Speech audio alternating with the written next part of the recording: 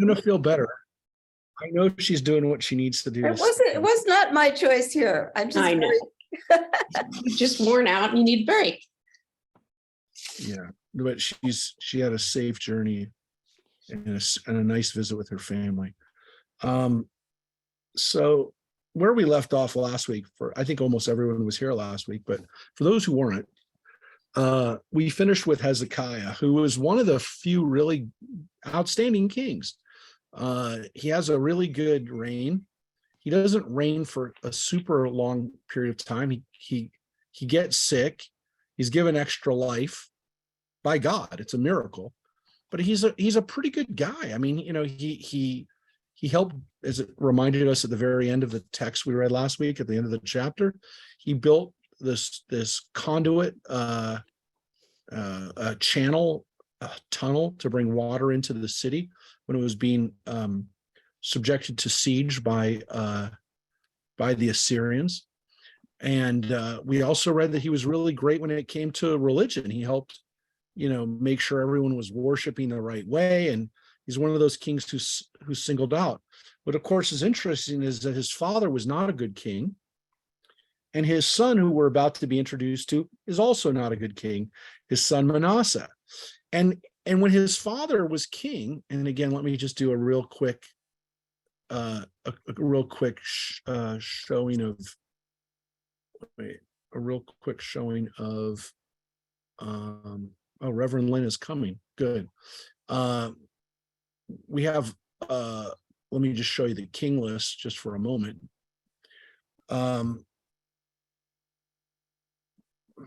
I have too many screens open. I can do more when I'm at home, but it also is a little bit more confusing. Anyways, we see that Hezekiah's father Ahaz was not a good king. Yotam, his grandfather, was good, and Uzziah starts off good and doesn't finish that way, but he's a pretty good king too. And Hezekiah, you can see he reigns for a decent amount of time, but nothing extensive. His son Manasseh, that we're about to be introduced to, you haven't seen him yet. He reigns for a really long period of time.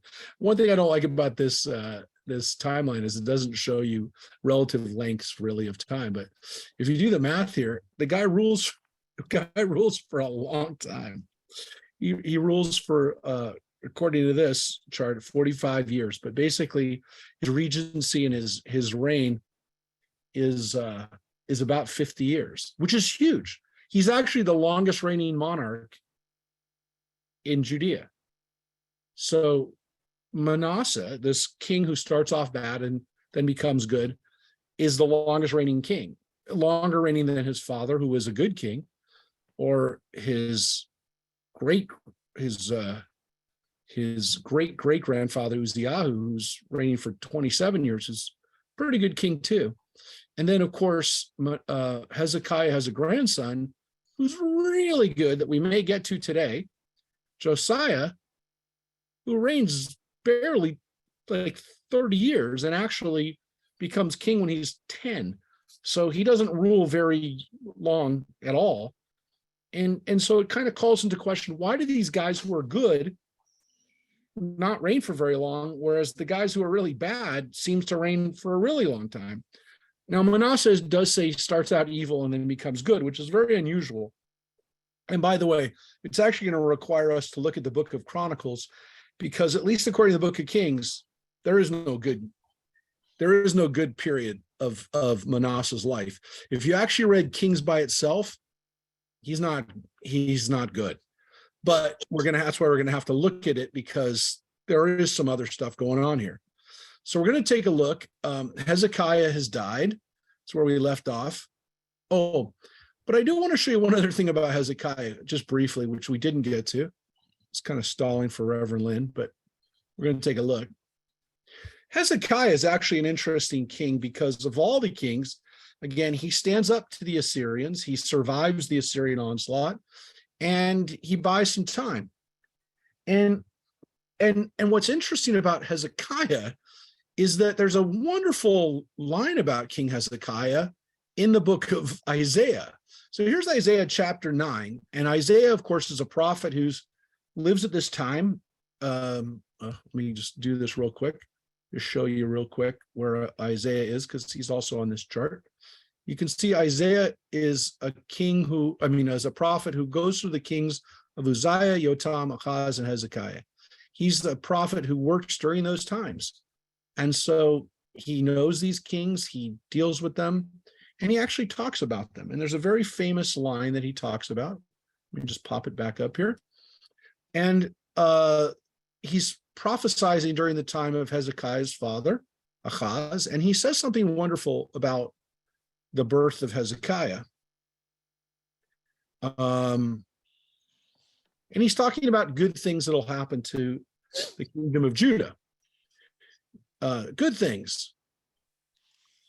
It says they're gonna become free again. They're gonna survive. And then in here in Isaiah chapter 9, verse 5, there's a beautiful text that lots of people like, well, especially Christians like, where it says, "For a child has been born to us, a son has been given us, and authority is settled on his shoulders. He has been named the mighty God is planning grace. The eternal Father, a peaceable ruler, in token of abundant authority and a peace without limit, upon David's throne and kingdom, that it may be firmly established in justice and in equity, now and forevermore. The zeal of the Lord of hosts shall bring this to pass." These lines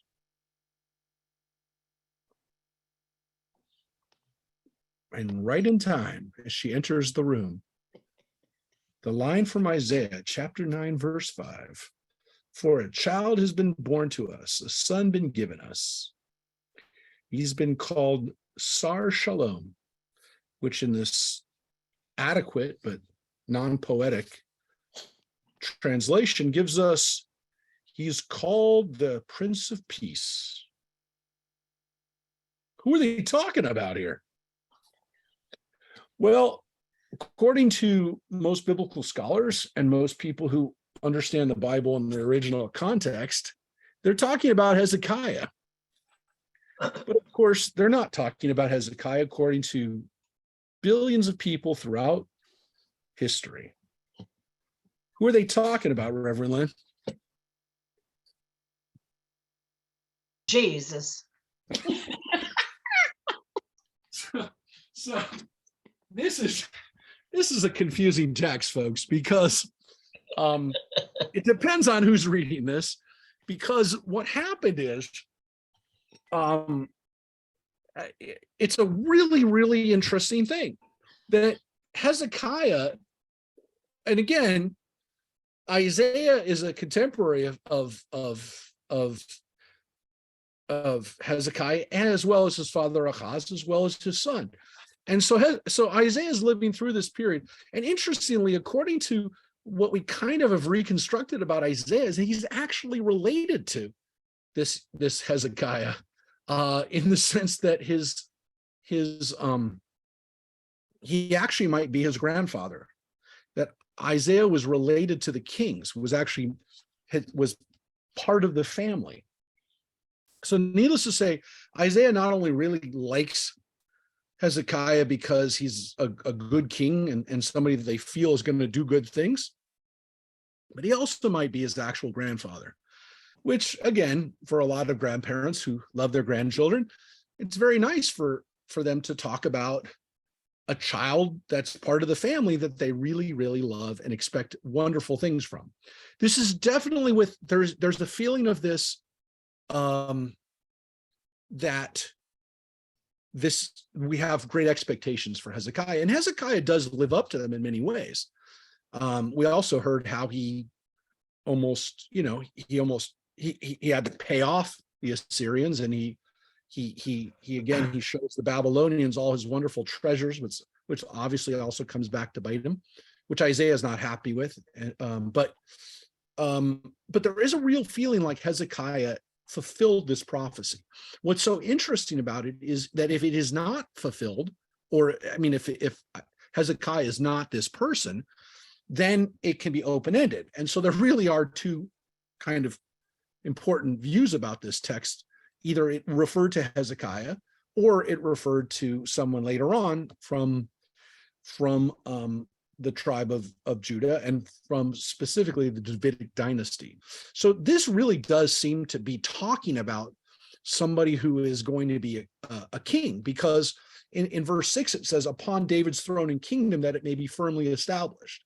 So when we talk about Jesus's role and Jesus's genealogy that's so famous in the book of the Gospel of Matthew, in the book of Matthew and the Christian Bible, his connection to Hezekiah and to David is so important, because this is the fulfillment of this prophecy that Jesus was this child that was born. And so a birth narrative, again, something we just celebrated around the world a week ago, that this celebration of a child being born to us was a key event for Christianity. What's interesting about this is that if we read it in the context of Isaiah, and again, we're reading Isaiah in a few weeks, we're going to get into the book of Isaiah and read it in the context of Isaiah. We're already kind of taking it out of context here. But what's interesting about it, and we're looking at it because we're looking at Hezekiah, is that even when it was written, it wasn't necessarily Hezekiah was just born. Because what it seems is Isaiah, what we think Isaiah is really saying here, and it's consistent with the way the prophets will write and speak, is it's not literally a child. It's not literally that he is a baby. That this could have even been said when Hezekiah essentially is crowned prince or is made, the heir apparent. That this is the one who is going to do great things. And again, he did do great things. And so to some extent, the reason why this prophecy was kept and was treasured was because it did in fact come true. So some people say, well, yeah, but the prophecies sometimes are talking about far off events. Generally speaking, the reason why we have prophetic books, and again, we'll look at this in depth when we get to the prophetic books, is that the prophecies came true already. They were proven. The prophet turned out to be correct. And so if Isaiah is talking about Hezekiah, he nailed it, because this guy did these really great things. And so if Hezekiah is the Prince of Peace, then the prophecy was fulfilled during his life. And Isaiah was right. Now, again, these words are important, right? These are not things that, we want to just pass over without explaining. I mean, for example, there's a Messianic congregation in our community called Sar Shalom. The reason why it's called Sar Shalom is those are the Hebrew words for Prince of Peace, which is one of the titles that's applied to Jesus, but is specifically a Hebrew phrase, and more specifically even comes from the book of Isaiah. So he's called, the title is Prince of Peace, which is a wonderful title. It's a wonderful way to describe somebody who they hope is going to be a king. But the expectation that the Messiah is literally a king is in full effect here. There is no sense here at all that this is a teacher, that this is someone who's going to bring in a new age, that he's going to destroy what had happened before. If anything, he's fulfilling what the mandate is for the king to do, which is to be a king who reigns in power, in peace, in justice, in equity, and does what's supposed to be done. And again, this is the hope. And, the fact that God will do these things for us, or did these things for us, was very important. It is tremendously important for Christians. But this probably described this man that we just read about, Hezekiah, who is very good. I mean, compared to the other kings, he's a very good king. There are parts of Hezekiah that we also would say are a little disappointing, not least of which is what happens right before he dies. Is Isaiah says to Hezekiah, the time is coming when everything in your palace, everything you just showed the Babylonians, they'll take it away. And some of your sons, your own issue, whom you fathered, will be taken to serve as eunuchs in the palace of Babylon. And these were one of the last verses we read. That's a horrible prophecy that Isaiah just laid down on this guy. And while it wasn't his children, it was his grandchildren that this happened to, or great grandchildren. That, I mean, they're his descendants. And Hezekiah's response to that is, oh, that's okay. You mean I'm okay? It means I'm okay. I'm going to be okay. It's not going to happen during my lifetime. You know, a really good guy would have said, that's horrific. How do we stop that from happening? Is this completely unavoidable? Is this destined to happen? And instead he says, oh, I'm okay. And then that's what we finish with. And then it says his son Manasseh, let me get that phone. Manasseh is going to take over, his son. And here is Manasseh. Not so good. So Judith, you want to start? Ready to go. Manasseh was 12 years old when he became king, and he reigned 55 years in Jerusalem. His mother's name was Hephzibah. He did what was displeasing to the Lord, following the abhorrent practices of the nations that the Lord had dispossessed before the Israelites. Yeah, not a good story. His dad, again, doesn't seem to be he's not perfect, but he's definitely he's definitely got a lot of good qualities. One of the better kings. He did a lot of good stuff, but Manasseh takes over when he's 12, very young. He reigns 55 years, which is a super long time to reign. According to, again, that's why I said on the other chart it showed 45 years. He really reigns in regency and in power he's in power for 55 years.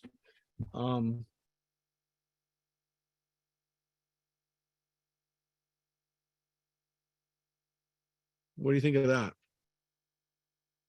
Oh, by the way, did anyone else want to say anything? I mean, I kind of moved off of the Hezekiah stuff and the child, the messianic importance of him. But yeah, the fact that his son goes in the other direction is not so good. Anybody want to say anything about Manasseh's introduction to us? You're going to see why this is so problematic in a second. As I said, there's different versions of this guy's story. Hephzibah, not a very common name. Not anymore.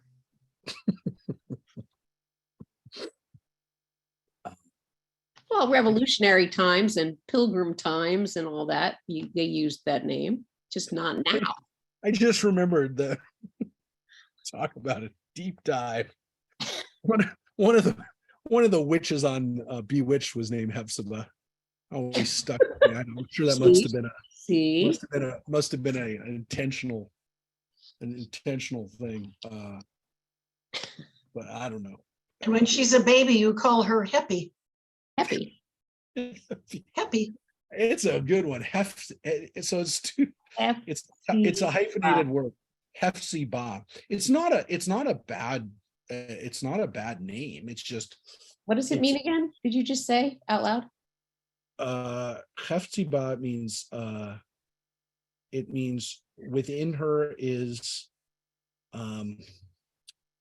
Hafetz, like not joy or within her is my I take joy in her. It's a nice name. I mean, The meaning is nice. The name is not attractive. yeah. Remember, if it were 1680. I mean, seriously. But yes, it's not a name that I've ever heard a Jewish person name. I've never seen it. Anyways, but it's partly because her son is kind of a schnook. So let's read about this guy. What did he do? It was so bad. Well, it says right here, abhorrent practices, which is idolatry, but here's what it says specifically. He rebuilt the shrines that his father Hezekiah had destroyed. He erected altars for Baal and made a sacred post, as King Ahab of Israel had done. He bowed down to all the host of heaven and worshiped them. And he built altars for them in the house of the Lord, of which the Lord had said, I will establish my name in Jerusalem. Yeah, so he does all the idolatry stuff that all the bad kings do, even King Ahab, right? So he was so bad that they had to bring in Ahab. So he worships Baal and Asherah and sacred posts, and he worships the stars. He does everything. And even worse, he brings one of them into the temple. I mean, literally in the Beit HaMikdash, in the temple of Solomon. That is insane, right? This is a guy who has no shame. No shame. He's gone off the rails. And by the way, 55 years according to the Book of Kings.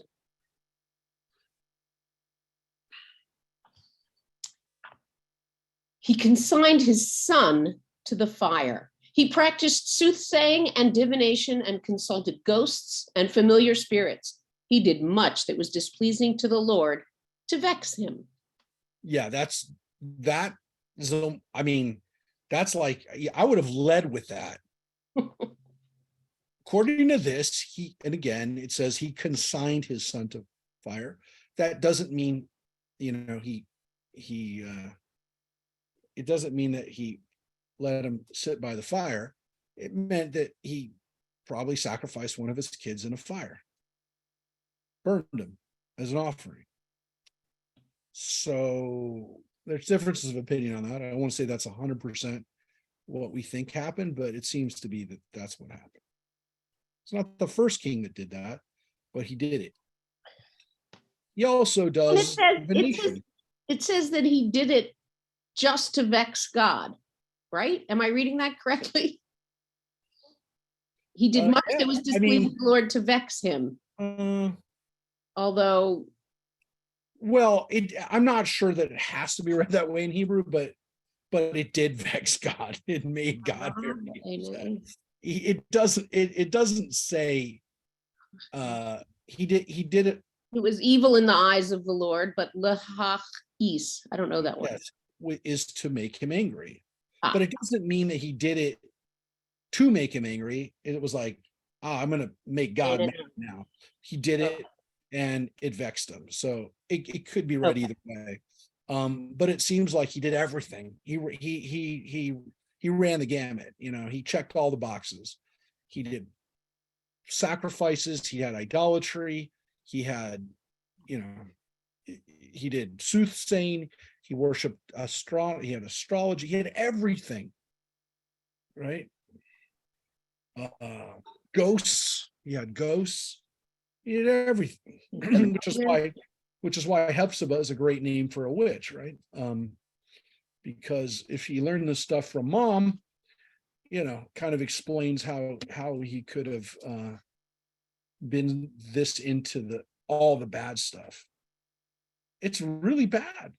I mean, it's really bad what this guy does, because he doesn't just tolerate it. He doesn't just let people offer up their stuff in their homes. He does it in God's home. So it's really bad. This is really, really bad. Really bad. After his dad, who was a really good guy. Just rebellion. Teenage rebellion. Well, he was young when he became a king. See?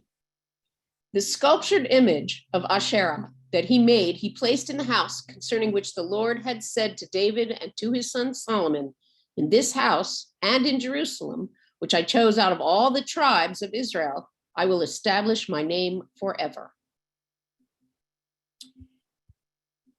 And I will not again cause the feet of Israel to wander from the land that I gave to their fathers, if they will but faithfully observe all that I have commanded them, all the teachings with which my servant Moses charged them. But they did not obey, And Manasseh led them astray to do greater evil than the nations that the Lord had destroyed before the Israelites. Yep. So according to this, they did even worse than the Canaanites did. That's what it said. That's what the Bible says. Manasseh has them do worse stuff than the Canaanites who worship Baal. That's what it said. Okay. Is it worse because they knew better? Doesn't say that. Could be. But it also could be that they actually functionally, in reality, did worse things. What's interesting, of course, is that the guy rules for 55 years. He lives a life. He lives out his life. He's not killed. He's not assassinated. He doesn't seem to be unpopular with the people, which leads us to believe that the things that he did were not unpopular, at least with the population, with the people, with the majority. Are there any writings that say that he was evil and displeased God as a warning to the people that they didn't see? We'll get to it, because yes, I am chomping to show you what the sources say about this guy. So I was saying we will look at the Talmud a little bit today. We'll look at some stories off of this, but first, it's like, as I already mentioned, you may not have been on yet, the Book of Kings is different than the Chronicle version. We're going to look at the Book of Chronicles in a second. I got it all loaded up right here. See, it's all loaded up right here, so you can see in a second. But first, we got to finish what the Book of Kings says about him, because it's really, really bad. This guy is super, super evil based on what he's doing when it comes to God and what he's doing from there. But how does the guy last for 55 years? How does he last when he clearly is doing everything that the priests don't like? The people, again, seem to be cool with it. Maybe they liked it. Maybe they were like, yeah, Manasseh, keep putting up those statues. We like this. I mean, we have to assume, based on this, that the decisions he was making from a religious standpoint were not unpopular with the people. And based on what the prophets are saying, based on what the Bible says itself, the people were doing bad stuff in the eyes of the priests and in the eyes of the people who ran the temple. They're doing bad stuff all the time. Based on the archaeology we found, they're doing bad stuff all the time. Why? Because we find idols all over the place. So we know that this was hard for them to give up. They didn't want to give it up. The majority of the population doesn't seem to feel that it's that important to worship God at the temple with sacrifices and everything. Look, everything that we assume that the Torah says, and we assume that the people got behind, they may not have all been behind it, to put it mildly. It might have taken the destruction of the temple before people finally go, well, maybe we got to do the things that the priests have been telling us so we don't have that happen again. And so we're going to get to that. We're about there, but we're not there yet. But just keep that in mind. It seems as though, at least in this period, up through, again, from Solomon's time all the way up to where we are, about 600 BC, for 400, 500 years, it doesn't seem like the people really get it, which leads some people to believe that they never got it, that the idea that Moses had the people well, and then Joshua had the people well behaved when they came in, maybe that was overstated. Maybe the people, even in those days, and we know that in the desert, they kept vexing God and kept doing bad stuff, build a golden calf, and were doing stuff that they weren't supposed to do. Maybe they never got it. And so this is a possibility. And this is what some people say, is that there's always a minority of people who got it. That the people who said, you got to worship God, you don't make pictures of God, you offer up sacrifices, that they were a real minority of people. It's possible. It's really possible that was the case. And I say it's possible because the Bible seems to say that. I'm not overstating that. I'm telling you that the Bible seems to tell us that the people didn't get it. And so when Manasseh does what he's doing, the priests who wrote this are definitely saying you're doing the wrong thing. But did the people really think he's doing the wrong thing? Not based on the fact the guy lives 55 years. And also what's happening in the world, that he's not dealing with the same kinds of strife that his father Hezekiah did. His father Hezekiah spent a couple years under siege. So it seems as though he navigated the Assyrians a lot better than his father did. But put a pin in that, put a pin on that one too, because there seems to be some differences of opinion on what exactly happened during Manasseh's life. But again, we don't know much about him. We're on verse 9, and he's dead by the end of this chapter. So let's keep going.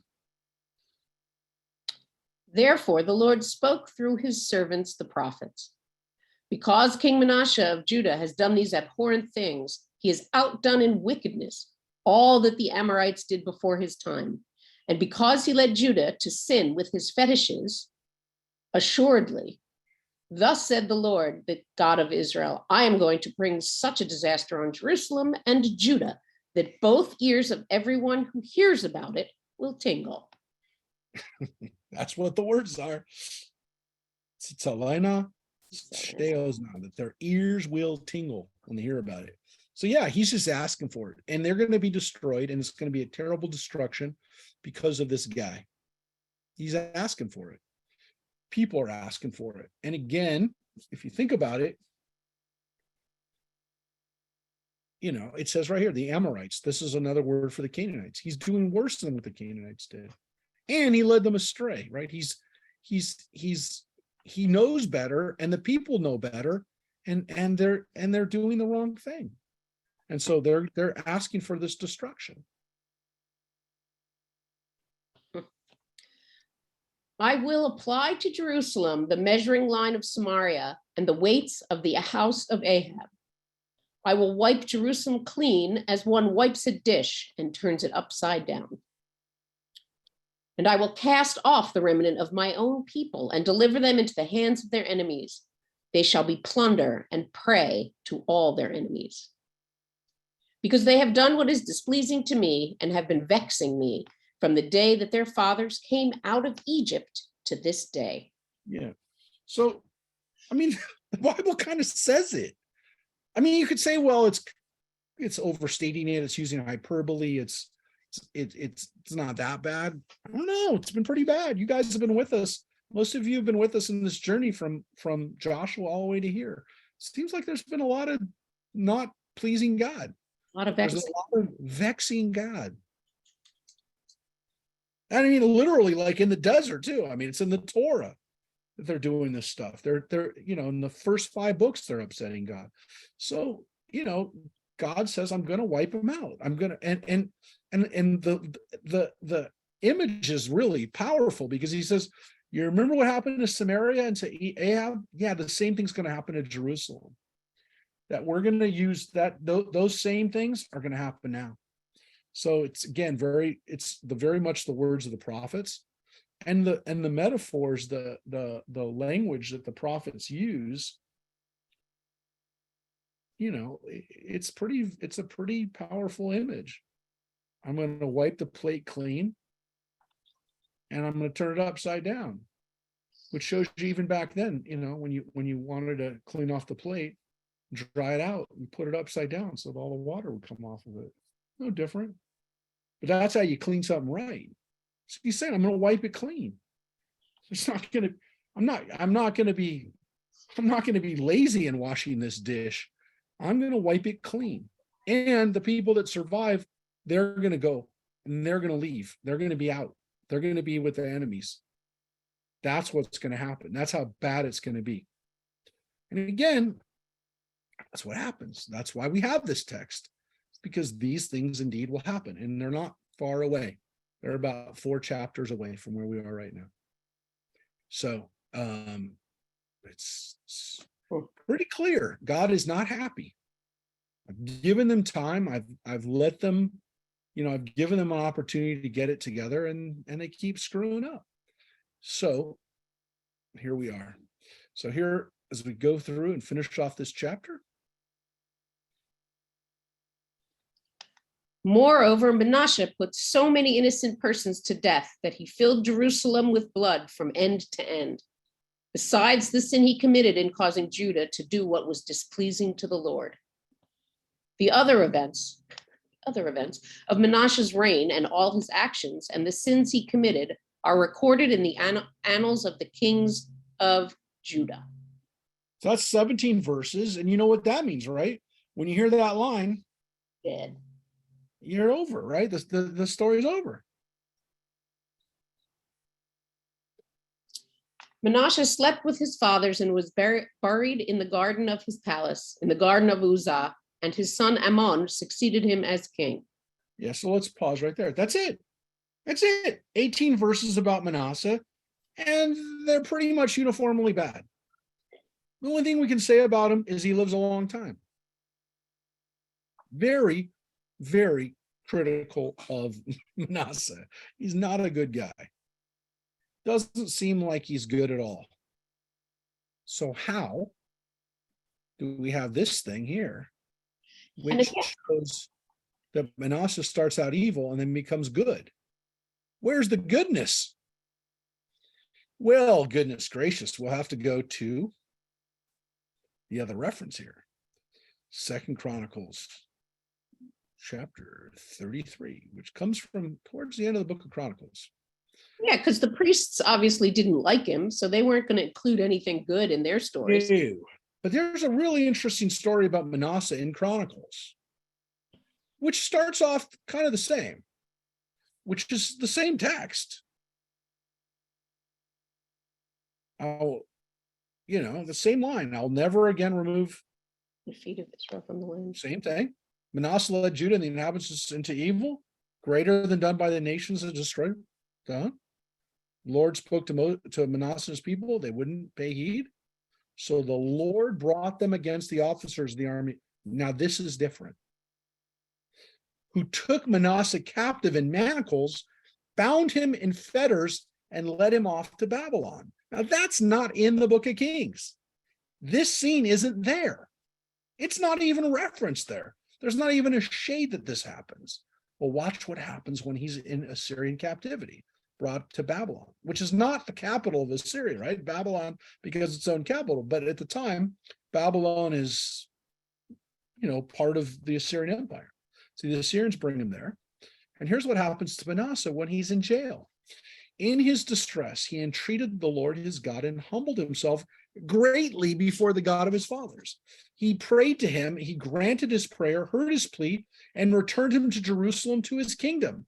Then Manasseh knew that the Lord alone was God. Afterward, he built the outer wall of the city of David west of Gihon and the Wadi on the way to the fish gate, and it encircled the Ophel. He raised it very high. He also placed army officers in all the fortified towns of Judah.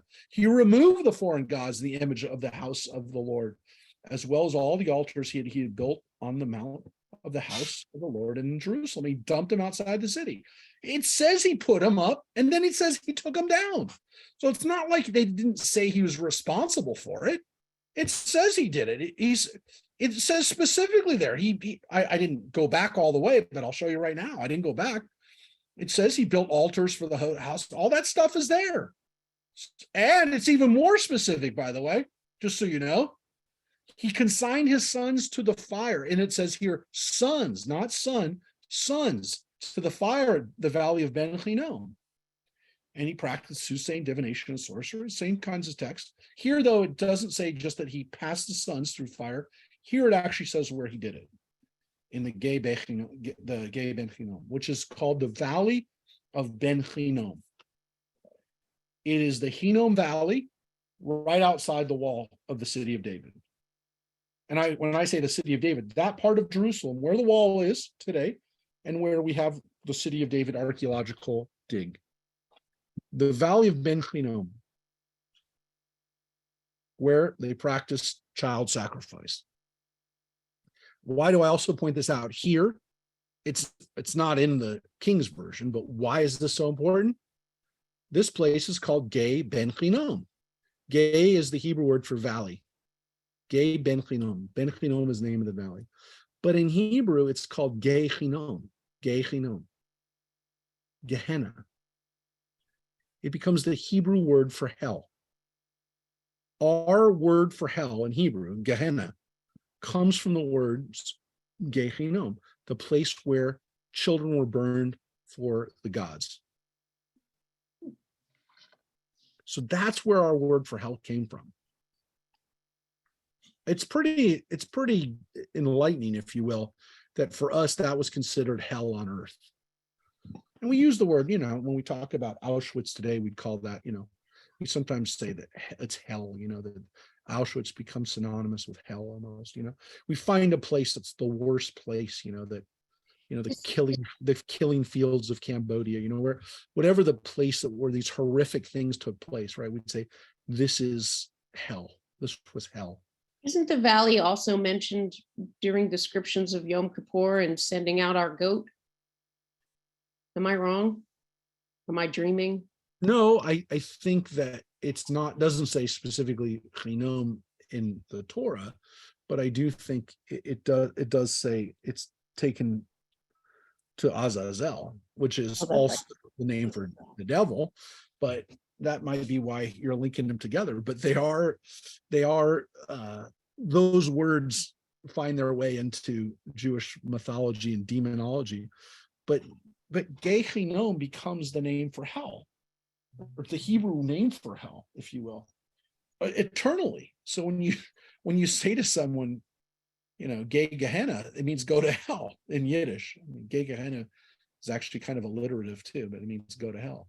Gay Gehenna.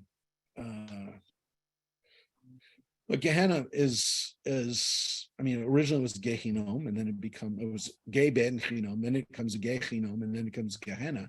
But if you've ever seen the word Gehenna before in your readings, that's where it comes from, the place where it happened. So he's definitely bad, and then he becomes, according to the book of Chronicles, he becomes good. He has a change of heart. He goes through this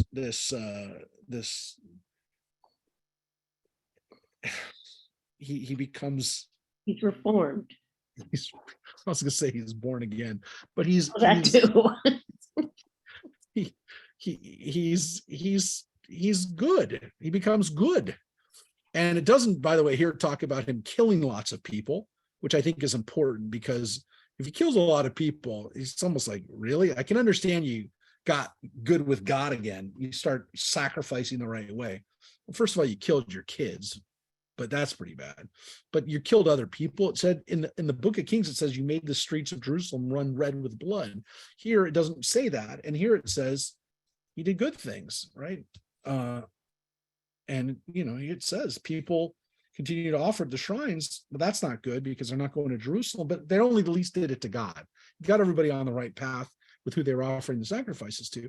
And then it finishes with the words, the other events of Manasseh's reign and his prayer to God and the other words of the seers who spoke to him in the name of the Lord God of Israel, they're found in the Chronicles of the Kings of Israel, which, by the way, is the book that we're reading.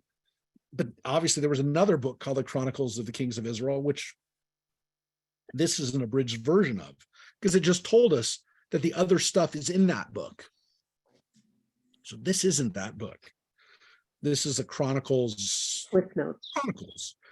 Quick notes. It's a more abridged version of it. But it says if you want to read the whole story, go back to the Chronicle book of the Kings, and it's there.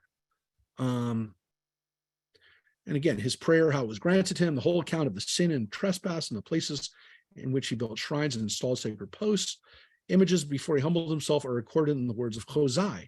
Now, this is interesting because, and then it just finishes that he died, and he's, then it goes right back to where we were.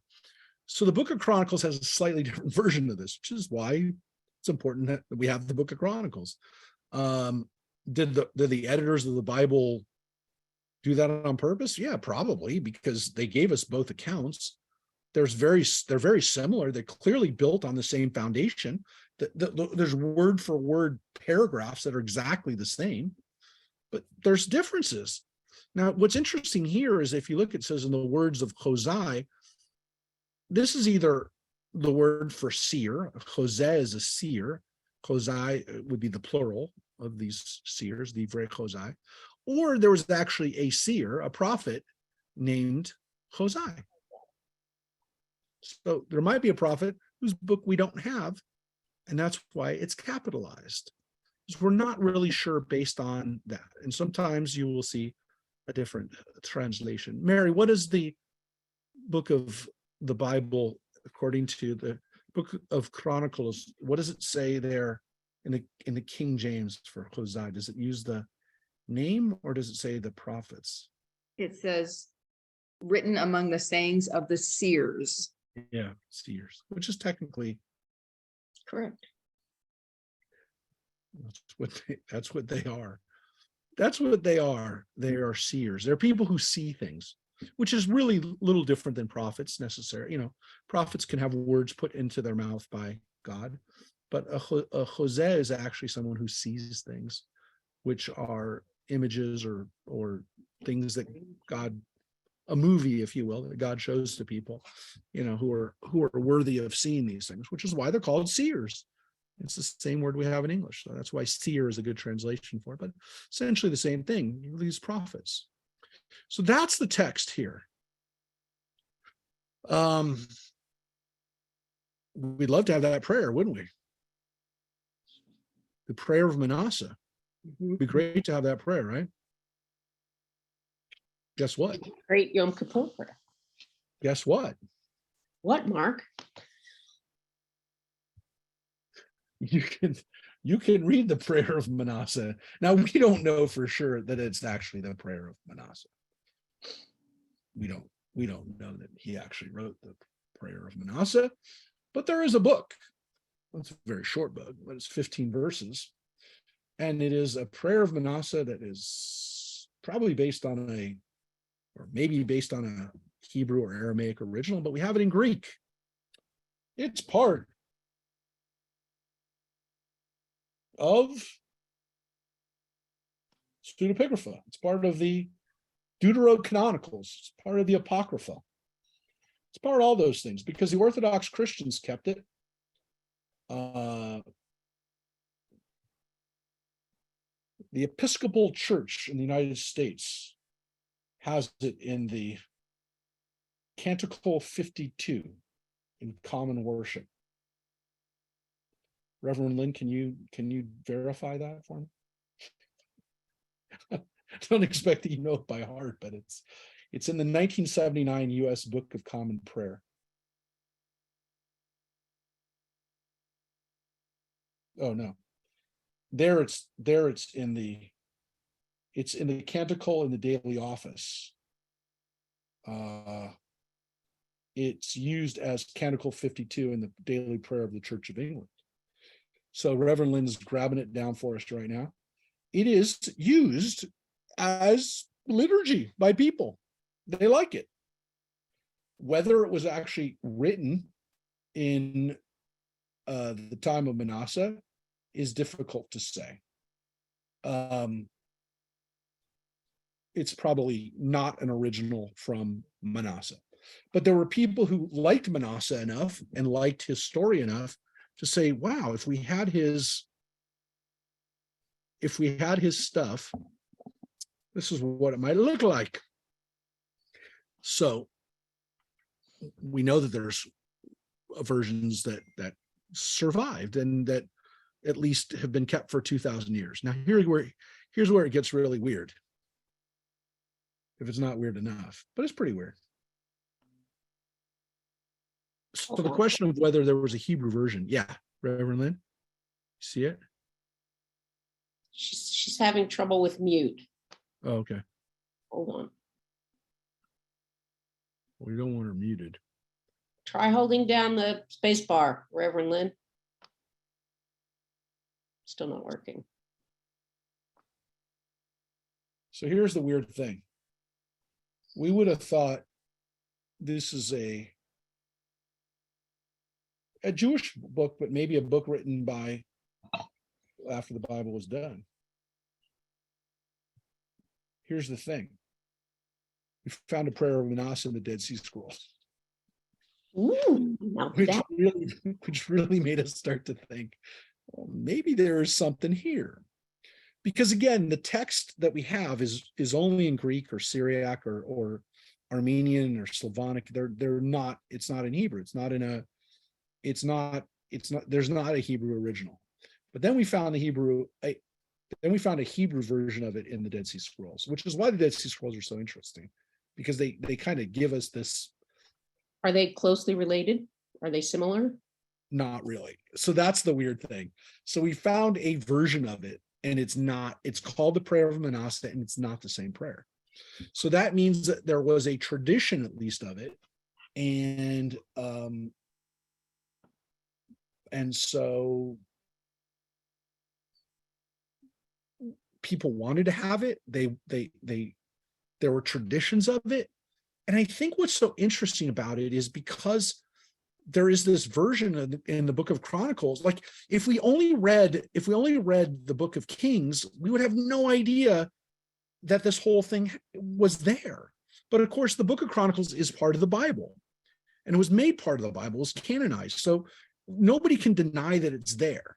And so with the story that we have in Chronicles, we have a story of a horrible, horrible man, a bad, really bad king. According to this, like he's as bad as the Canaanites.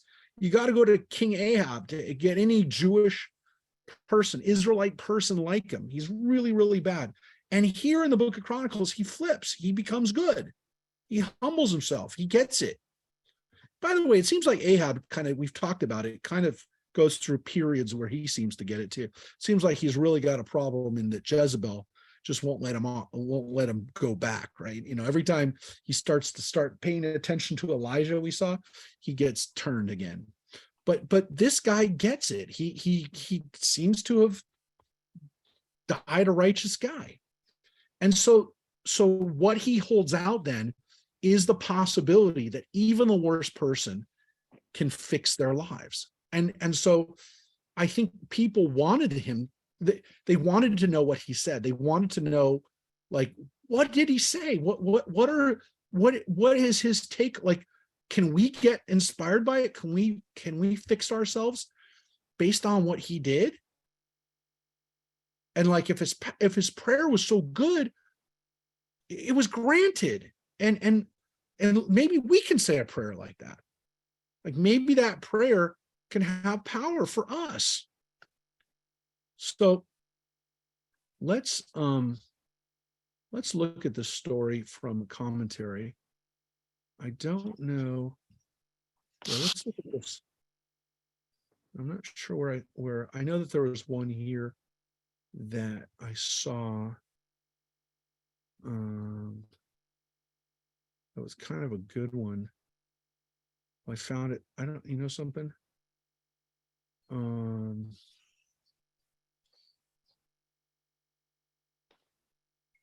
That he was able to, fix his life. Here, I'm going to find it. So, Reverend Lynn, did you find the prayer of Manasseh? You still can't. Okay. No? Okay. So I'm going to show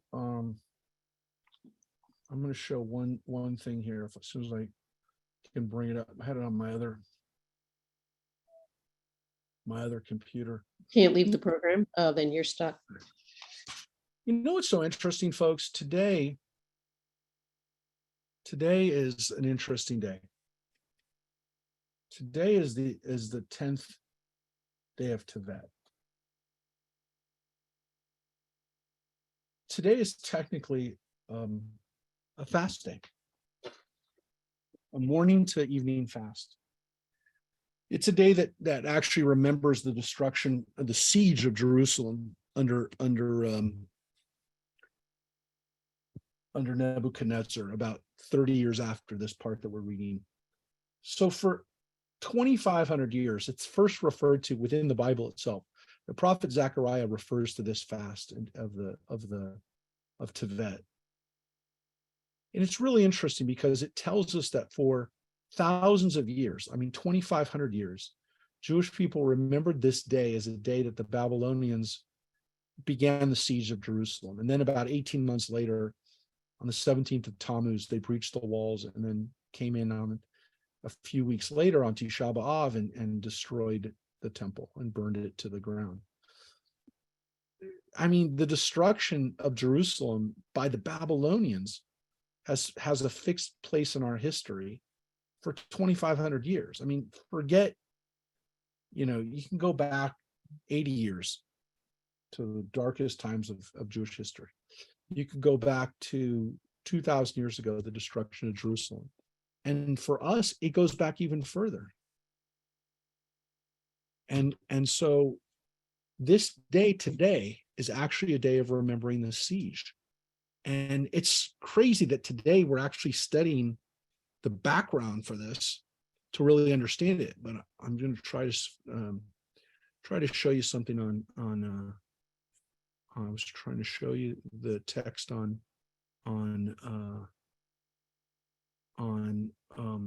what happens here with there's a good commentary here for let me see if I can find where I had it, which is what goes on with, oh, you know what, I think it's coming up. It's actually a text. It's a commentary on a text that we're about to read. We're going to read coming up, which is about his son. Let me just see if I can get it. Let me just see. I'll find it in a second. But let's go back to the Book of Kings. So this is where we left off. So I went too far. So Judith, please take it away. Amon was 22 years old when he became king, and he reigned 2 years in Jerusalem. His mother's name was Meshulemet, daughter of Haruz of Yotva. He did what was displeasing to the Lord, as his father Manasseh had done. He walked in all the ways of his father, worshiping the fetishes which his father had worshipped and bowing down to them. He forsook the Lord, the God of his fathers, and did not follow the way of the Lord. Amon's courtiers conspired against him, and they killed the king in his palace. But the people of the land put to death all who had conspired against King Amon, and the people of the land made his son Josiah king in his stead. So this guy they killed. Amon is bad. We looked on that list before. There's nothing, there's no story from Chronicles where there's no other source that says this guy got his act together. So there's nothing good about this guy, and he actually is assassinated.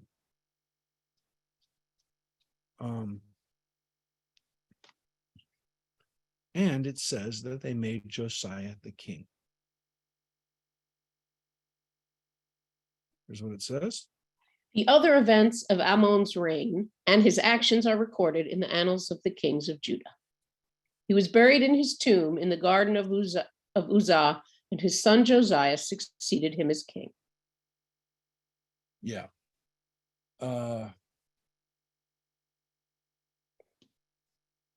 So what do you think as far as this guy? There's not a lot of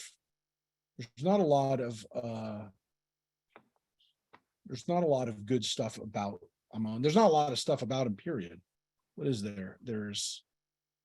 He's introduced to us. He's 22. Yeah. 19, verse 19. And by verse 26, he's gone. That's not a lot. That's 7 verses about this guy. And how long did he reign?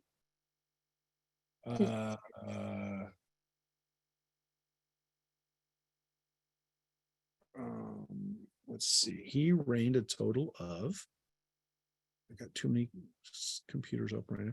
He reigned for 2 years. He reigned for 2 years. Wow. Young. So, yeah. So this is, this is a guy who doesn't seem to have any redeeming qualities. He does not, he doesn't fix his life. He doesn't get his act together. Now there's an interesting take here on this. I was trying to find the reference here on the page on the text. Sometimes there's the commentary, and I can open it up, and I don't see it here. So here's the interesting commentary on this text. So Ammon sees what his father does, and you would think that he would have learned. He saw that his father did bad things, did all these things for the shrines. Look, according to what we just kind of read, maybe he's one of the only sons that survived dad burning the other older boys. Like, that's a possibility too. He sees how his dad fixes his life, gets his act together, and then you'd think he would have learned, but he doesn't. So we don't know exactly why he's killed. As a matter of fact, it says that these people who killed him were Am Haaretz, which the Bible translates as people of the land.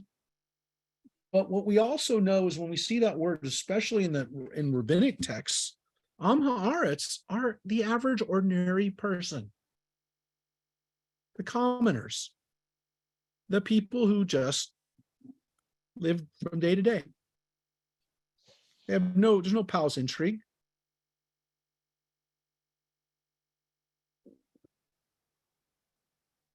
People killed him, which is why it's not really translated as people of the land, but I mean, that's the literal translation, but it could just be, this was not a palace intrigue. This weren't priests. These weren't another political party necessarily within the royal family. Let's have this guy be king instead. His son is made king. His baby son, young son, is made king. Okay. But according to this, it's the common person was responsible for this. Or they at least killed the people. Courtiers. The courtiers. Sorry. The courtiers did it, and the people put him to death, which means the people liked him, or the people liked him. I don't know what to tell you other than, again, there doesn't seem to be anything redeeming about this guy other than he has a really good son, and his dad figured it out. So the rabbis asked the question, getting back to Judith's original question, which is, well, Judith, why don't you say what you said before? Which part? No, about whether there's any texts about Manasseh. Whether there are texts about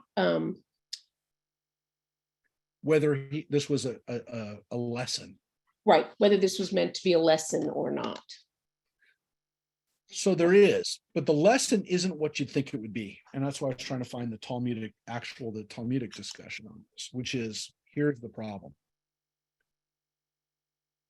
Ammon actually learned the wrong lesson from his dad. The good lesson he could learn from his dad was, Don't do it. don't do bad things. You don't have to come back. According to the rabbis, Ammon learned a really bad lesson from his dad. You might have figured out what this lesson is. Does anybody want to give me what you think the lesson that Ammon learned from his dad? Anybody? Don't sacrifice your children. That would be a good one too. No, he learned from his dad a really bad lesson. You might as well, if you're going to get forgiven, you must do it. pass a deathbed. I'm going to wait I'm going to do a lot of bad stuff. I'm going to do anything I want to do, and then I'm going to confess. You know, So the confess- rabbis take away from this that he had a really, really bad. And then of course we're supposed to learn from this, which is don't live your life thinking that you can commit a sin and then ask for forgiveness. It doesn't work that way, because true teshuvah, true repentance, doesn't come from an act of, well, I know God will forgive me if I pray hard enough. You can't do that. It's not a game. And so the rabbis actually say, if you do that, if you commit a sin with the intention of asking for forgiveness and then being forgiven for it, God won't give you the chance. And so what happens is that he gets struck down, he gets killed because he wants to play that game. He thinks he can play that game. He can do what his dad did, which is do a bunch of bad stuff and then, I'm so sorry, God. And really, I do mean it. I really mean it. No, because you were playing a game. And that's not what life is. God will allow for forgiveness. And so there's interesting discussions, and this is where the Talmud kind of gets into it, is when there's discussions, and we actually looked at them years ago when we looked at some of the Talmudic texts, but there's some wonderful Talmudic texts about people that are forgiven when they die. And the rabbis have issue with that. As Christians did, and as other people have who believe in forgiveness and believe that God wants us to ask for forgiveness and be forgiven. And we think about it every year at high holidays when we ask for forgiveness, is, well, if you could just confess your sins and ask for forgiveness, then why not just do it in the first place and do that? And the rabbis say it doesn't work that way. Again, you can't do that. You can't do that knowing that God will forgive you. It won't. That's not the system. You know better. You don't do it in the first place. If you're doing bad stuff and you can't help it, and you're not even thinking about it, and then you think about it and you ask for forgiveness, then that's a different story. And so there are several stories in the Gemara, in the Talmud. There's a famous text from Avodah Zarah, and it's a series of texts. And in the text, it talks about people asking for forgiveness on the last moment. And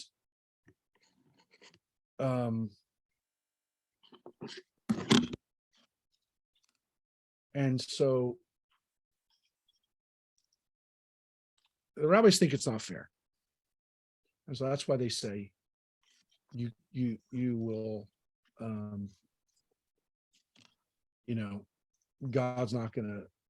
God won't let you do it.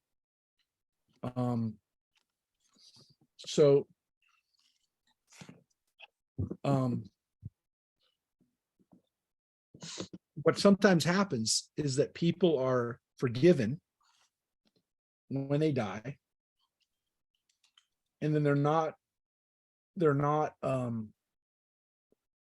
given any more time in which to go back and sin. And so there seems to be this idea that there are people who can, that if they die right off the bat,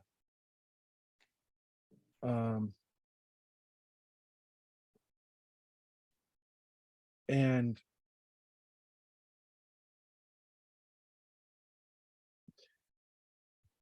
essentially sometimes death prevents the person from sinning again. And so it's not that they Always. always what?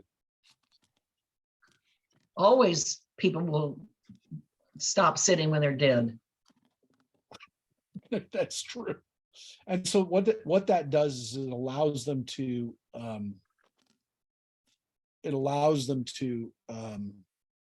get off that path. Now, what I'm basically saying is the Talmud puts forth this possibility that when we have, and again, idolatry, it's interesting because idolatry is seen as one of those things that people can essentially fix. They don't have to always be idolatrous. There are other sins that are, the rabbis don't call them this, but I would say today we would call them addictions. And so the rabbis say that when people have addictions that are very bad, and I don't mean like subjectively bad, but they're destructive. They're destructive to the person. They're destructive to their families. They can't help themselves, and they literally there's no way out, which is what they would essentially say. I'm using the words that the rabbis say. They would say that in those cases where people are really want to fix their lives, but there's no way for them to get out of it, that God allows them to repent and then die. And so there is an out for this. And so what happens is that death stops them from sinning, and so they die in a state of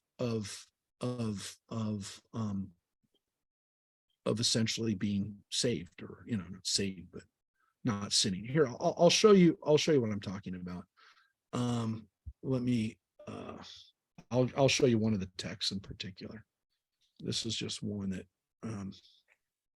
this is one that I know well.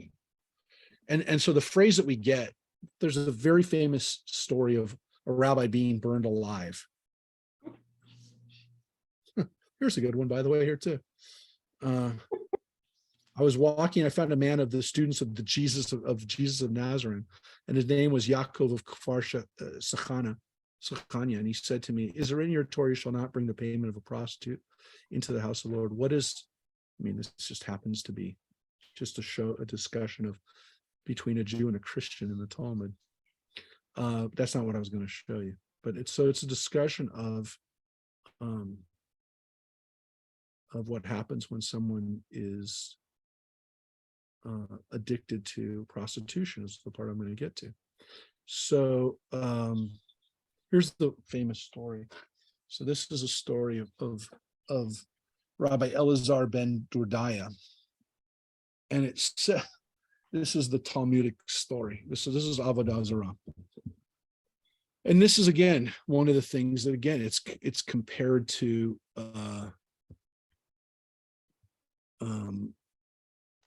idolatry. This is the tractate Avodah Zarah, which is all about idolatry. This whole tractate is devoted to that. It doesn't mean it's only about Avodah Zarah, about worshiping other gods, and that's what it means. Worshiping foreign things. Zarah is foreign things.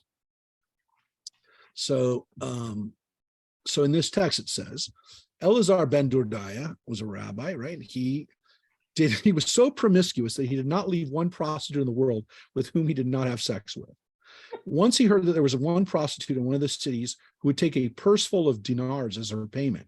It's a lot of money. So he took a purse full of dinars and crossed 7 rivers to reach her. So he has to travel really far, and it costs a lot of money to see her.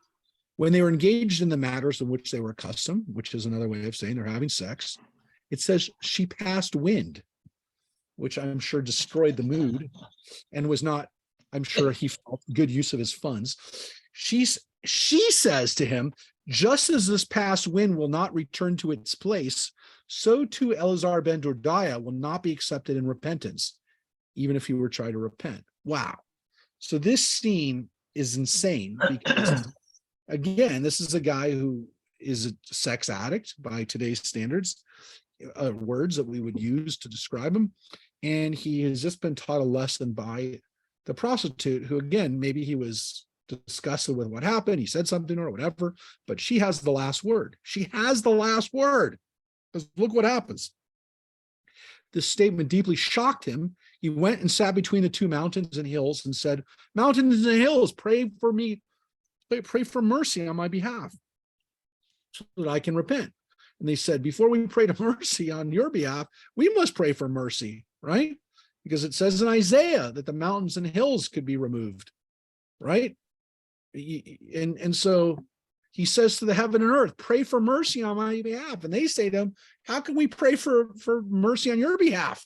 Because it says the heavens and earth shall vanish away. Earth will be done. It says in Isaiah, we can't pray for you. And he says to the sun and moon, pray for mercy on my behalf. And they said, we can't. It says in Isaiah, that we're going to be destroyed. Stars and constellations, pray on my behalf. Same thing, Isaiah. Keep quoting Isaiah, right? You see why Isaiah is so important. So nothing can pray for him. None of the natural bodies can help him, and none of these things that are eternals, almost eternal, can pray for him. So here's what he does. Eleazar ben Dodiah said, clearly the matter depends on nothing other than myself. He placed his head between his knees and cried loudly until his soul left his body. A divine voice emerged and said, Rabbi Eleazar ben Dodiah is destined for life in the world to come. How is this possible? And here, Eleazar ben Dodiah was guilty of the sin of forbidden sexual intercourse, and he died, and he dies as he repents, right? Literally, as he repents. And the Gemara says, because he was attached so strongly to sin, to an extent that transcended his physical temptation, he felt it is a similar heresy, and it had become like worship, idol worship for him. It was literally like one of these things that is so bad. But yet, look, he dies right away. And it says that Judah Hanasi, the head of the court, right? Judah Hanasi is the head rabbi. He hears the story of Eleazar ben Dodiah and he weeps, right? He cries, saying, there is one who acquires his share in the world to come only after many years of toil. And there is one who acquires his share of world to come in one moment. Judah Hanasi said, not only are penitents accepted, but they're even called rabbi. So the lesson is that people can find forgiveness in a moment. But the challenge is, what I take away from this is that sometimes God requires the person to actually die once they've repented, so that they don't go back to the behavior that was causing them to have problems in the first place. And for the rabbis, pretty much, it's weird because you'd say, well, all of these things are problematic, but idol worship is really, really bad. Because again, they believe that it leads to all these other stuff. It's not just that you're worshiping another god, but your whole system is broken. And so when we see these stories of people who ask for forgiveness and who are given it, the rabbis, like Christians and like everybody else who read the story of Manasseh, were trying to figure out, what did he do? Like, how did he get out of this?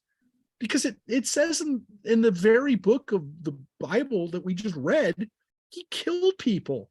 He killed his own family. He killed innocent people, and yet he was forgiven. And so there's this weird understanding that, like, it is possible for people to be forgiven.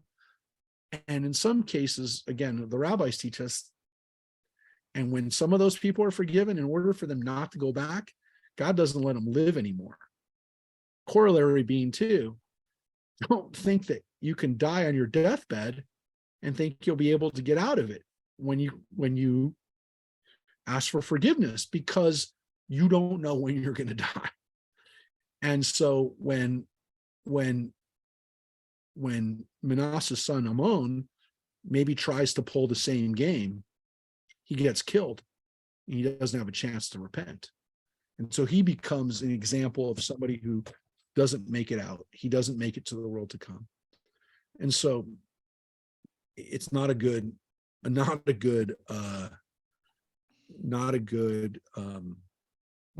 to be. Don't live your life thinking, now tomorrow I'll repent. You don't know. You don't know when that will happen. And so the rabbis are troubled by it, because they say that, look, there are people, this is why Judah Hanasi is upset to some extent, why he cries, right? It's because why are there people who for years and years they work on trying to get right, and then this guy does it, this guy gets it in a single moment. But this is, these are the things that we're left with these stories of these kings who, I guess the takeaway from this, and again, this text was actually, I couldn't find the hyperlink to it, but it was hyperlinked on one of these texts somewhere that text from the Talmud. I can't find it. Trust me when I tell you that Safaria actually had that text hyperlinked, which is why I even thought of it, because it is a story of forgiveness. It's a story of this challenge that we have, that if people are forgiven, are there limits to it? And again, one of the Jewish answers is that you shouldn't take away from it that you can just ask for forgiveness one day, which is something that I was always taught, that there's no, you can't go and make confession. I mean, Catholics are taught the same thing. They're not taught, hey, just commit a sin and then go ask for forgiveness the next day. But there is this understanding that, yeah, this is a serious deal, and we don't know how. Normally we don't know. I mean, the story of Ellis, can we be sure that he was really forgiven? Well, the Talmud says he was. I mean, the Talmud assumes that he's forgiven. They've given an answer that what he did allowed for forgiveness to happen. But it's definitely a very, very scary thing. It's not something that you want to do. And at the end of the day, you don't want to die. You don't want your forgiveness to come at your and it to be followed right away with your death. So again, it's a lot to think about. And let's touch on Josiah. Yeah, somebody was going to say something. Well, let's look at little baby Josiah. He's a good king. Oh, baby. Josiah was I found Canticle 52, You found it, but it's not in the book. It's not in the Book of Common Prayer. It's in the Church of England prayer. Yeah, that's book. what I said. You missed it. So I said, yeah, originally I said it was it says that it's in the Episcopal one. It was yes, I read the whole line together, but it says that Right. it is. Oh, sorry, I missed No, that. no, all. no, here. So what it said here on Wikipedia, the Great Wikipedia, it says it says it's the canticle in the daily office. In the Church of England. Yeah, no, in yours in 1979 it says it's used Not true. in the 1979. Wikipedia is wrong. Okay, well, there you go. And then it says it's Canticle 52 in the daily prayer of the Church of England. Right. And that is true. Well, we have tiny portions of it in morning prayer, but so what does it say? Not as in entirety. What does it say? We only go up to Canticle 21, so. Between 21 and 52, God knows what happens. When you have the rest of the canticle, there's canticle. I mean, to me, that's one of the great. That's like a really Christian word. Yeah. It is a great. It's a great, like when you hear it's like tabernacle. It's one of those words that. Yeah. Anyways, so what does it say? What does the canticle say? Oh, in the Church of England. Yeah. Oh, okay. Let me go back Well, and find it. Make sure we can be inspired by it. Here we go. Oh, I lost it again. Sorry. All right. I will say, by the way, that one of my favorite versions of uses of canticle. There's a great science fiction book. It was actually one of the early post-apocalyptic books called A Canticle for Leibowitz, which was written by Walter. Oh, I know that. And it was set in a Catholic monastery after a nuclear war, and so they, the whole thing is like, what would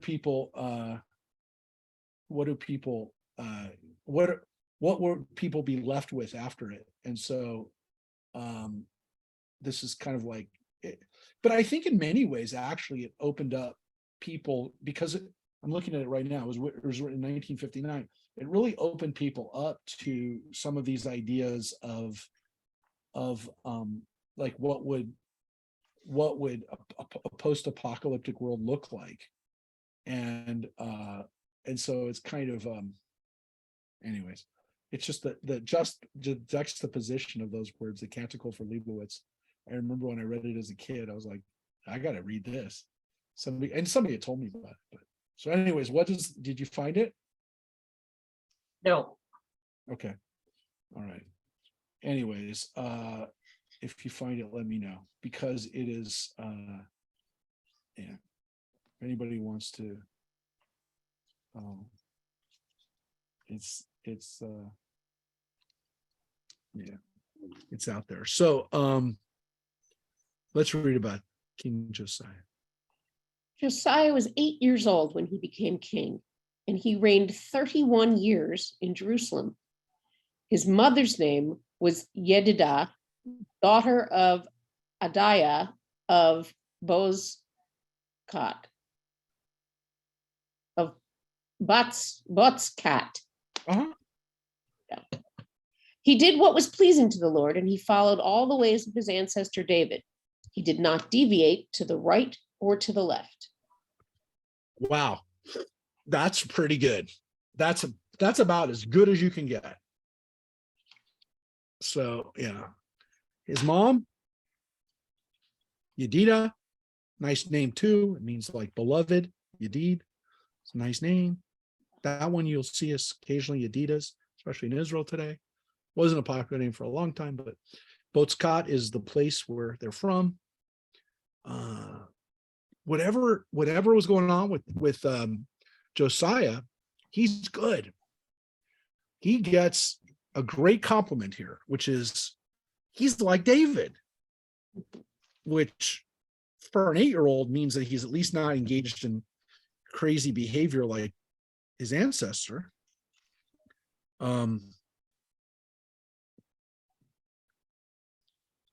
He made his bed and ate his vegetables. I guess, but Judith, do the math. He was 39 when he stopped being king. Which was also the way he became king, not being king anymore. He didn't retire like Pope Benedict, blessed memory. No, he died. He was killed at 39. This wonderful great king, you already know the end, is only going to be 39 years old when he dies. That's horrendous. This is a guy who should have been blessed with a really long life. His father only was very young when he was killed. So assuming his dad was in his 30s when he died, he's a little kid, right? Maybe 40 when he died, when he was assassinated. His grandfather was king for a long time, though. Manasseh was king for a long time. But here's a good king, and he dies at 39. Now you're going to see why Josiah is so good today. He's really unique. Of all the kings of Judah, this king is really unique.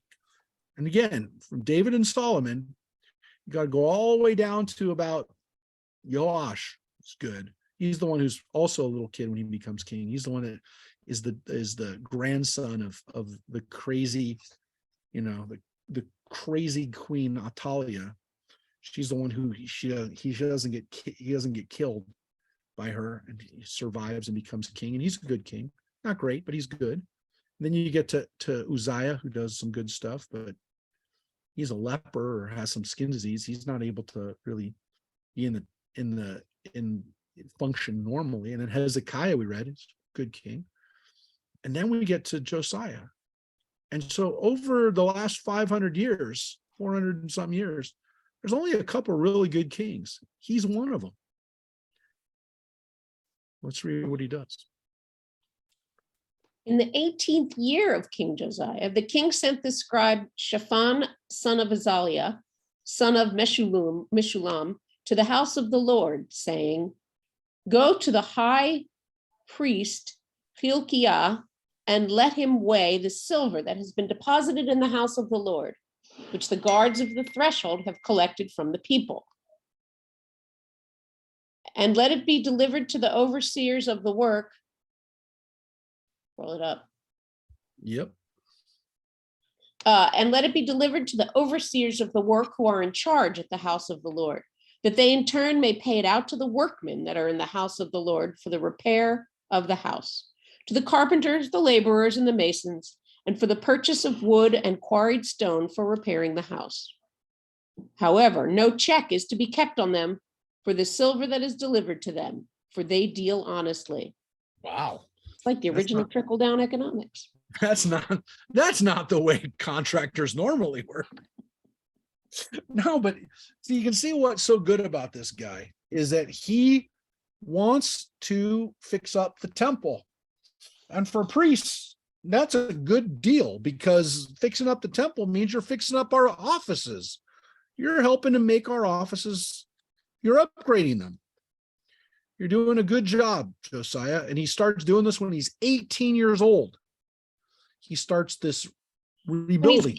18 years old or his 18th reign year? No, I think he's 18 when he does it. In the 18th year of King Yeah. Josiah. Well, all right. Well, let me put it this way. However old he is, he's a young guy. He likes the priests. He's helping to build up their temple. And he trusts everybody. He trusts them all, which is pretty generous too. Now, this building project, we've seen other building projects. We've seen other kings go through, and including we read about the one of King Joash, who gave the priests a chance to do it right. And then, of course, they steal the money and they don't use it for what they're supposed to do it. So this is almost like, I trust my guys. My guys are good. My priests are good. The contractors are good. Everything's good. But you're going to see, I just showed it to you. That's actually not the point. The work, and by the way, what's crazy about this, just so you know, I mean, you can know this work that he does happens 20 years before the temple is destroyed. These are repairs going on to a building that's about to be burned down. Not the next day, but pretty soon. This is not going to get a long lifespan out of the work that he's doing. But that's not the point. You'll see what the point is. And the point is not only that he did it. The point is not only that he trusted people. It's what happens while he's doing the work. Then the high priest Hilkiah said to the scribe Shaphan, I have found a scroll of the teaching in the house of the Lord. And Hilkiah gave the scroll to Shaphan, who read it. The scribe Shaphan then went to the king and reported to the king, your servants have melted down the silver that was deposited in the house, and they have delivered it to the overseers of the work who are in charge at the house of the Lord. Yeah. But that's not, the work is, as you can see, not the point. In the course of the work, they find something. They find a scroll.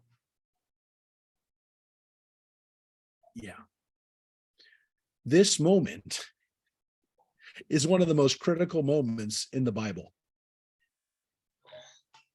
And I'm not joking here when I tell you that. Now, is that because it's one of the most historic or one of the most significant events in Jewish history? Well, maybe, but that's not the point.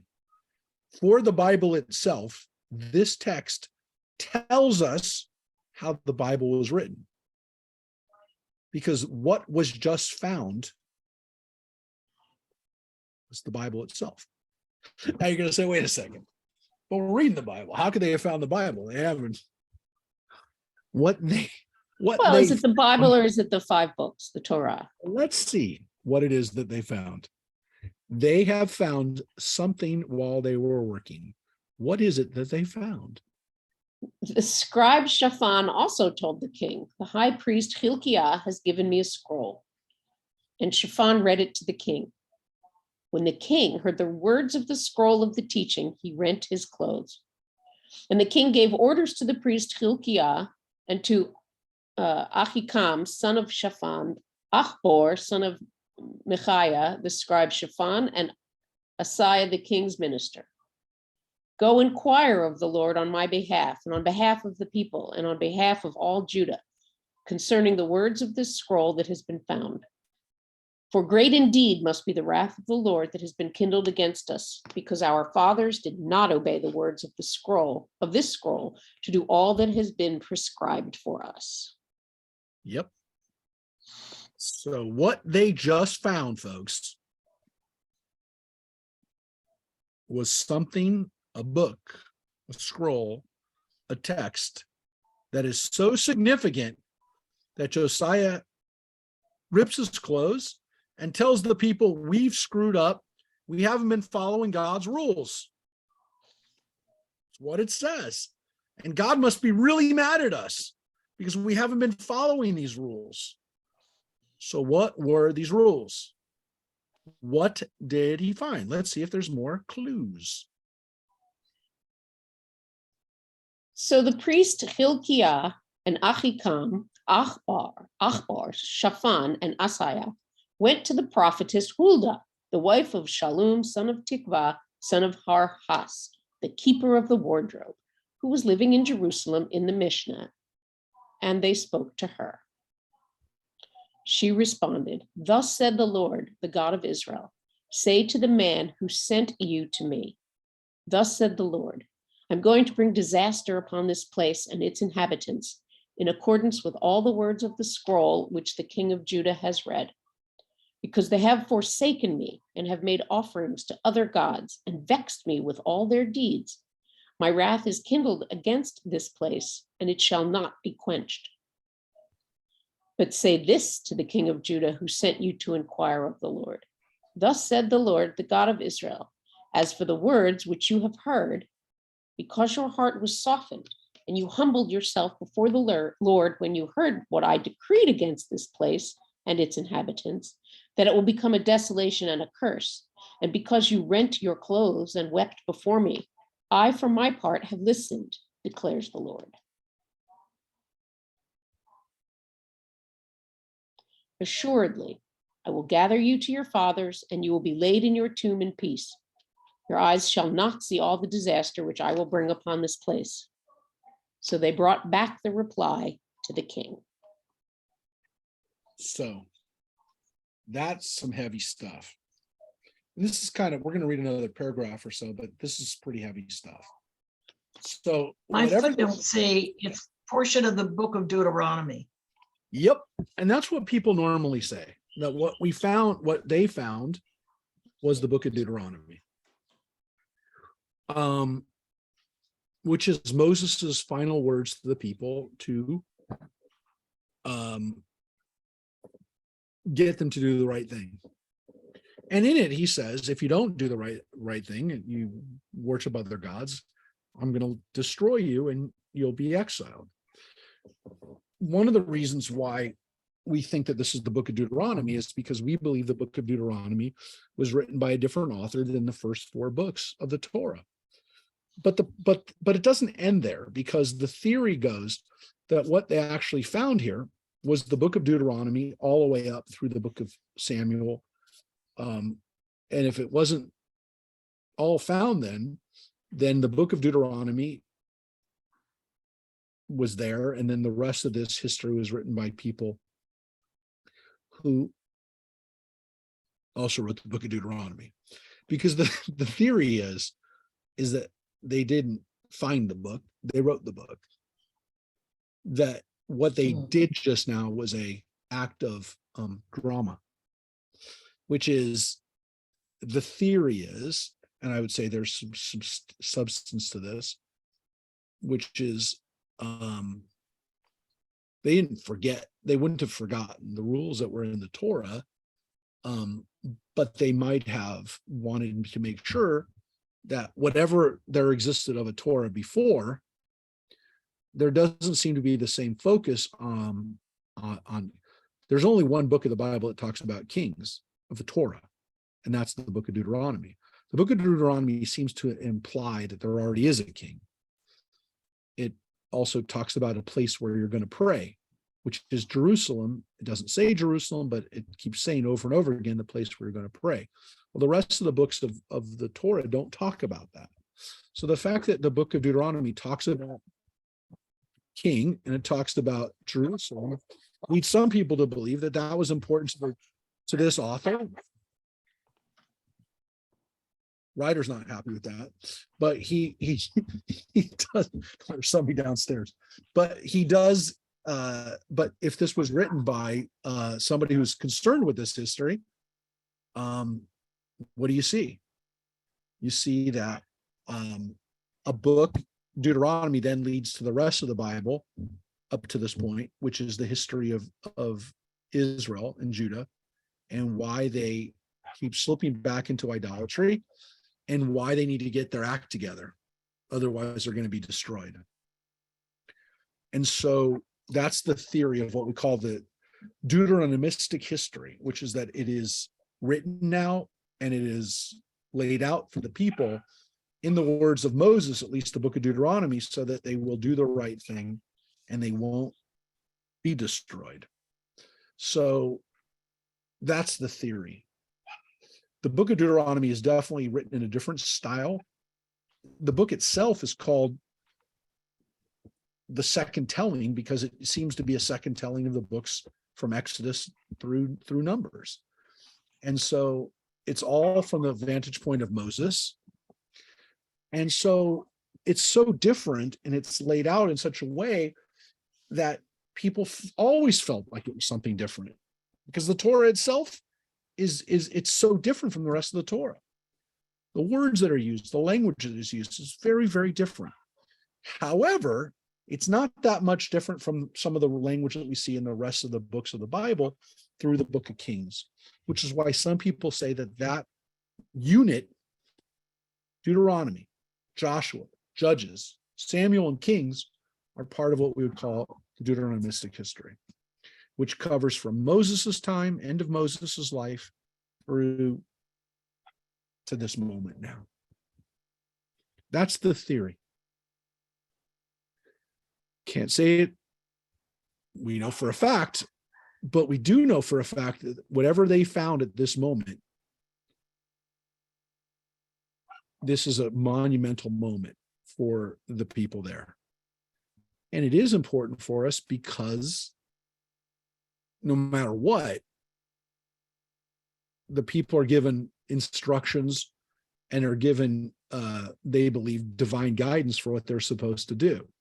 But this story right now seems to be a story about how at least part of the Bible was composed. I can only tell you that the overwhelming amount of biblical scholars believe that Deuteronomy is connected with the book that we're even reading right now, the book of Kings. That the phrases that are used, the language that's used, the style that's used is very similar. We know it for sure? No, I can't tell you 100% that that's what happens, but the story that we just read says that something was found, something now changes the way people understand God. Either they found it, it was written for him at this moment, but the takeaway is that things cannot be the way they were before.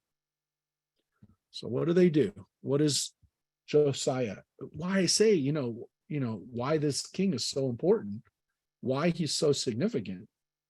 There's these, they call them it's just kind of a weird word, but the Josianic reforms, that's what they call them, the Josianic reforms. This is what happens while this guy's a king. All right. So take a look.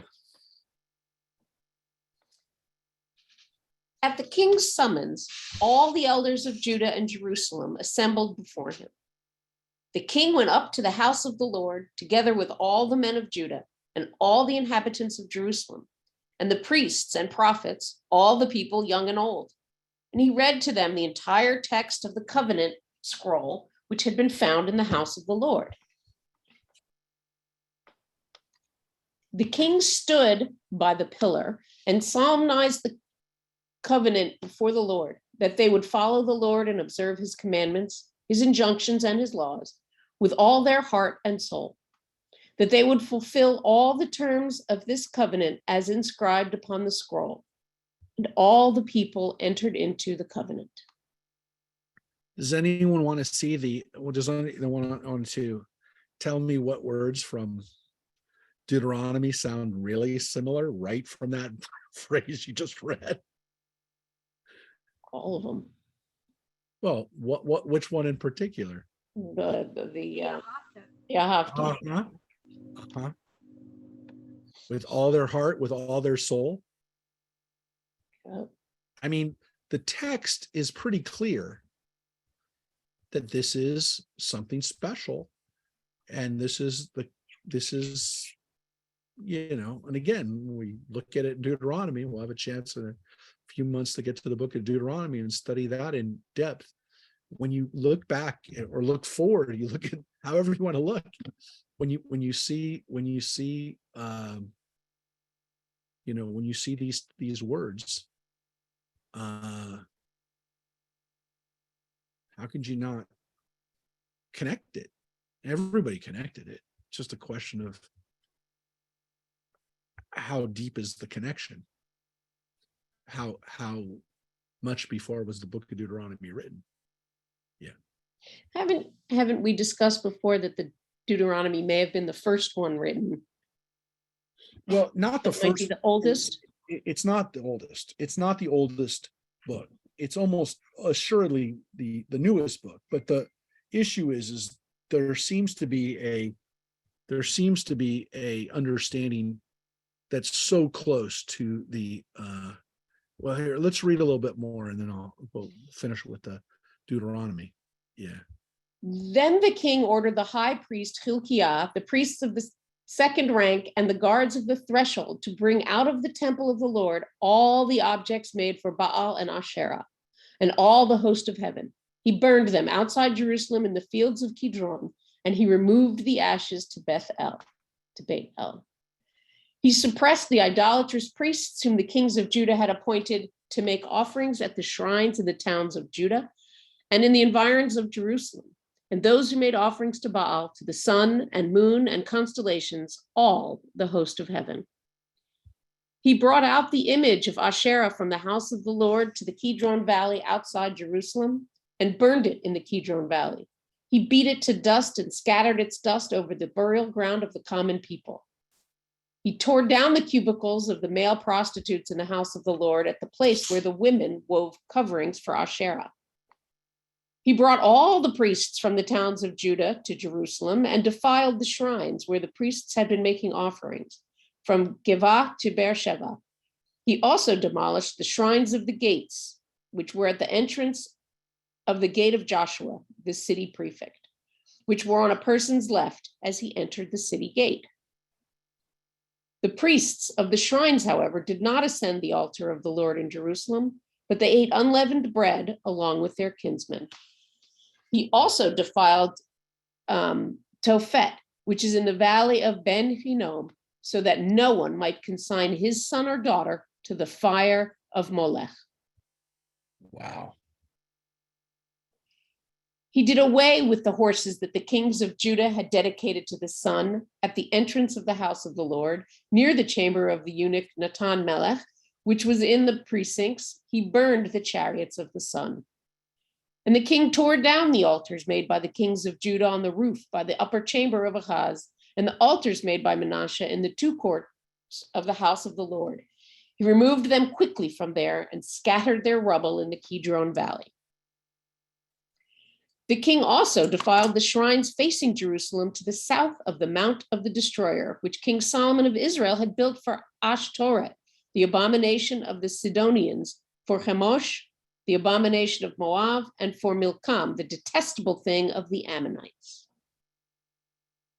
He shattered their pillars and cut down their sacred posts and covered their sites with human bones.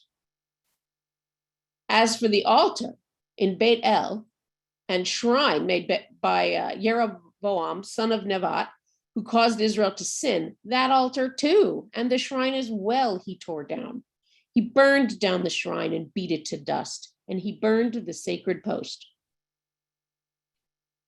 Josiah turned and saw the graves that were on the hill, and he had the bones taken out of the graves and burned on the altar.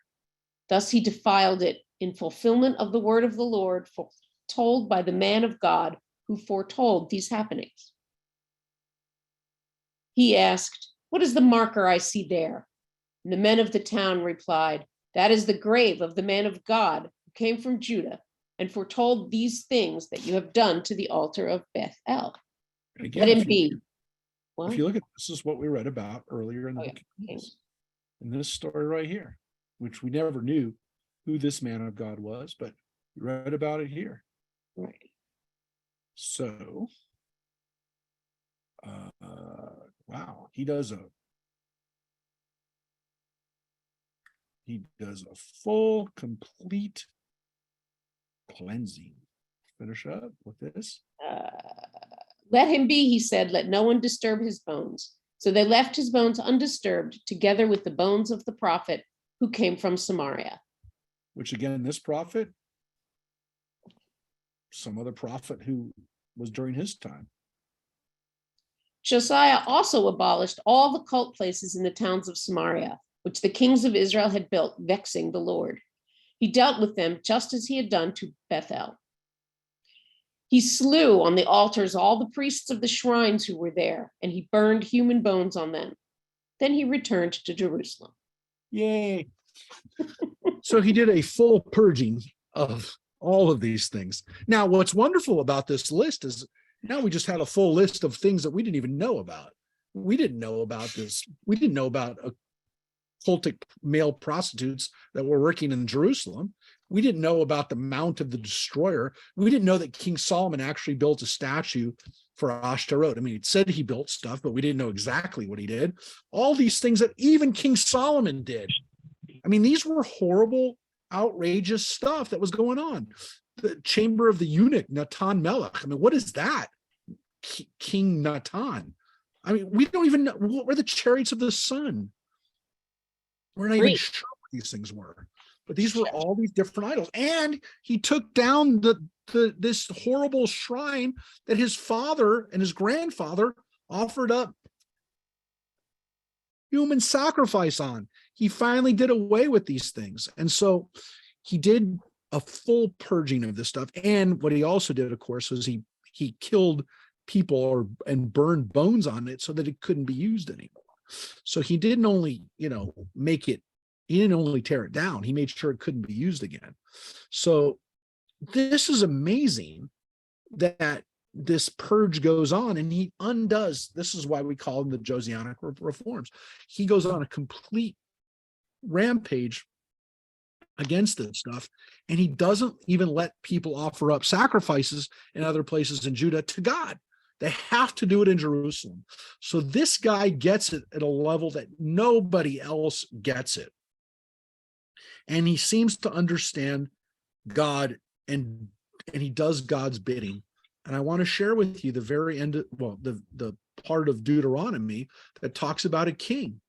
And it says right there about kings, all these things that kings were going to do, and they all did, which is they're not supposed to, I'll just show what it says. They're not supposed to, it says about the kings, it says right here, if you decide I want to have a king, put a king over yourself, make sure he's one of your own kin. You don't put a foreign king. He's not supposed to have a lot of wives, all those kinds of things that Solomon did. And what does it say right here? It says, when he's seated on his royal throne, you shall have a copy of this teaching written for him on a scroll by the priest. That's exactly what just happened. So this is why people say, this is why it's the book of Deuteronomy, because in the book of Deuteronomy, it says, this is what you do, exactly what he just did. So either it's a tremendous coincidence, or the Levitical priest just gave him the book that he's sitting on the throne with. Let it remain with him and read it all his life, so that he will revere God. Thus, he will not act haughtily toward his fellow or deviate from the instruction to the right or left. Didn't it just say that he didn't move from the right or left? Didn't it say at the beginning of Josiah that he didn't move from the right or left?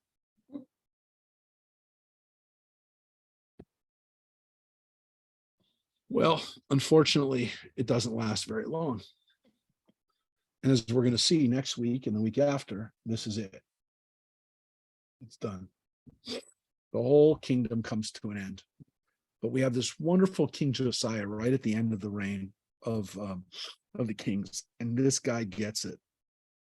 Unfortunately, it doesn't last for very long. It lasts for like 20 years. But this is the good King Josiah. He does away with all these crazy, funky gods that were all over Jerusalem, including inside Jerusalem itself. It says right there, Ben Hinnom. It says right here, he demolished the shrines of the gates, which were, these are going on in Jerusalem. The male prostitutes in the house of the Lord. And the place where women were also weaving covers, some kinds of something for Asherah. It's bad news.